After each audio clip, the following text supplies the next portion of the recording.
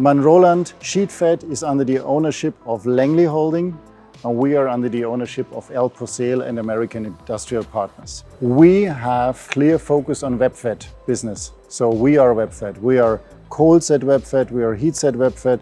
We apply webfed for books, for packaging, for anything which is a flexible substrate. This is us. And manroland Sheetfed is doing sheetfed. So these are completely two different markets as well.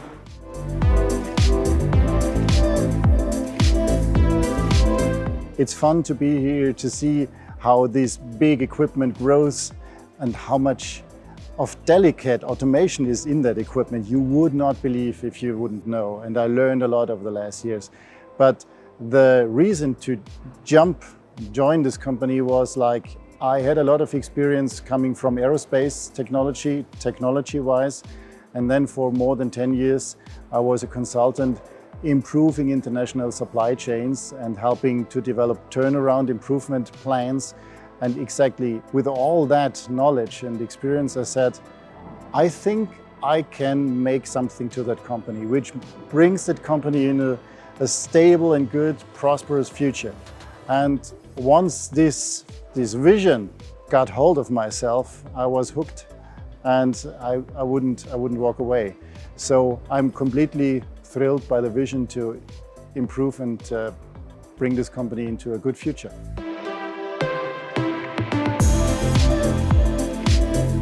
So manroland Goss made a great progress over the last years. You know, we came from a company like more than 1 decade ago, which had a clear OEM focus, new machine business focus. Still, we have that. We love our big machines and our presses, but at the same time, and this is equally important, we have like more than 1,000 customers across the globe. And these customers need our aftermarket services for their presses. And these presses are more than 20 years old. So we need to touch that, and we are really happy to do that. So we have 4 business segments. The OE business, this is when you require capacity. You could buy a new press, or you could buy a CPO, a customer pre-owned press. We will move a press, we will upgrade it, refurbish it. It will be in a very good shape. It will not completely be a new press, but it will come as close as a press could get. So this is the OE business. And you see there is a high end and there is a reasonably priced end. And this goes through all our business units. Then in the aftermarket, we have parts. You can buy new parts from us, but you can also have refurbished parts. This is a starting business branch, which we are growing, but it's very interesting for customers. We are having 16,000 different part numbers being ordered every year, different. And if you look at the same number over 3 years, only 6,000 parts are reordered.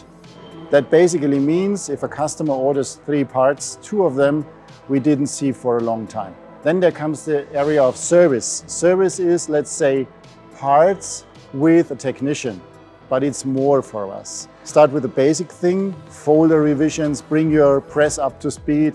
Well, it's like with your car doing an oil exchange. But we are also having digital business models.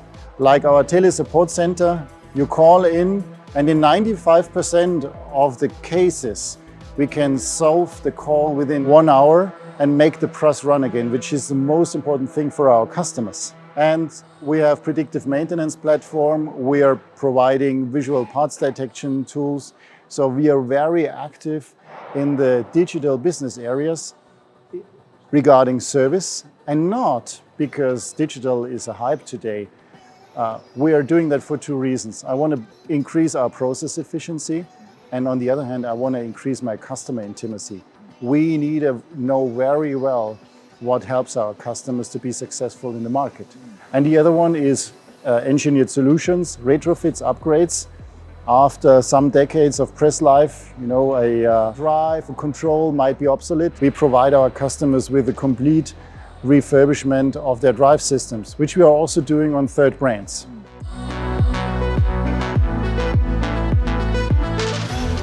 These presses, since like nearly 2 decades, they provide a huge stream of data.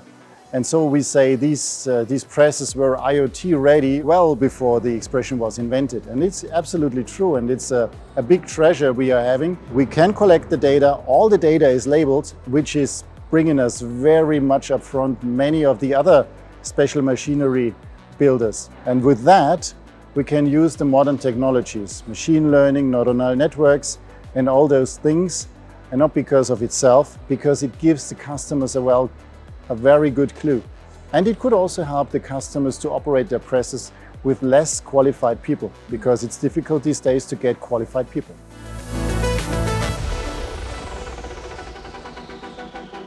Absolutely. So we have 3 pillars of our future. Number 1 is the new machine business coming together with the CPO business. If you look at that market, we have more than 3,185 active presses across the globe. So all these presses are operated, and there is a refurbishment, a replacement demand. We are building like between 10 and 20 presses a year here in our hall. So the demand which is coming out of the installed base, even if it might shrink, is overwhelming. And there is one more good thing: those customers who have a clear future strategy will always need our equipment, because especially for heat set, there is not a relevant wide web competitor to us. And well, I forgot the aftermarket piece, which is the other big piece, because this whole installed base, all those customers, if they decide to print forever or just for a few more years, all of them can benefit from our support. And this is also increasingly big market, which we are growing.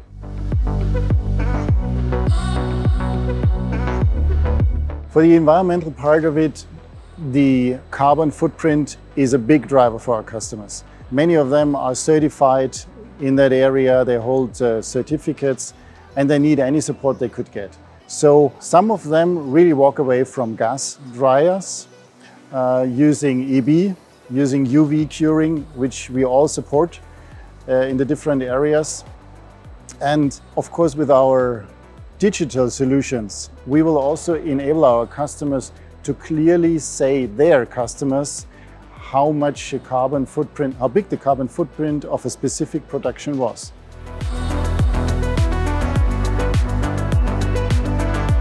We are coming from 2 angles. Number 1, we're having a highly automated equipment. And you wouldn't believe, like standard things in a web offset press which we deliver, a web rig-up system, is being requested by gravure and flexo OEMs, asking us to equip their equipment with web rig-up systems. So the innovation and automation in our system is a strong thing that counts for those customers who say, I want to buy a new press. But the other way is also very interesting, because if a third brand or competitor equipment goes old, like 20 years, many of the OEMs are not too thrilled by supporting that equipment anymore. And this is where we come in. We can help those customers. We touched flexo presses, we touched gravure presses, we touched third brand offset presses. We completely refurbished them, did a new automation. We improved the performance of some of the equipment, like a big facility exhausting 120 metric tons of packaging a day. We increased the output by 4 percentage points with a simple intervention. And this, of course, is a good entry into customers, even though exactly that customer did not operate any equipment from us up till now. Not any.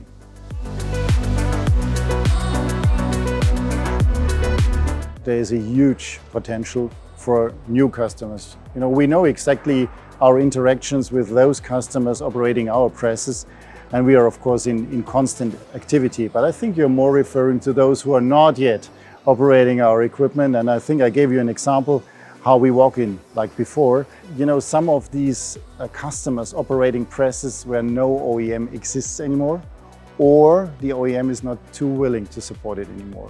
And this is exactly a good way for us to grow. Not to try to sell immediately a new press, but really support the customer. You know, our philosophy is there is a lot of change in the printing industry. Everybody knows that. But we want to make sure that our customers benefit from our solutions and the interaction with us as a supplier so much that they win the race. That's all the strategy.